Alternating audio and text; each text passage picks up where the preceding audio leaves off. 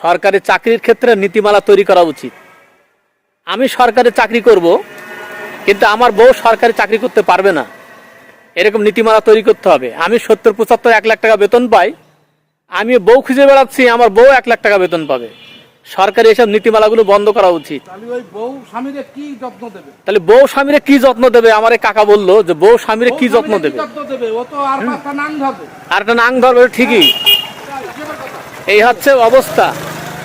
আমি চাকরি করি, আমার বাপ চাকরি করে, আমার মা চাকরি করে, আমার দাদা চাকরি করে, আমার দাদি চাকরি করে, আমার নাতি পুতা সব চাকরি করে। তাহলে আর পরিবারের মানুষগুলো কি খাবে? সরকারি চাকরির ক্ষেত্রে নীতিমালাগুলো তৈরি করা উচিত। আমি চাকরি করব, কিন্তু আমার বউ সরকারি চাকরি করতে পারবে না, এরকম নীতিমালা তৈরি করতে হবে আমাদেরকে। যারা বর্তমান ক্ষমতায় আছেন, সামনে যারা ক্ষমতায় যাবেন, এইসবগুলো দেখবেন, এইসবগুলো এই আইনের নীতিমালাগুলো তৈরি করবেন।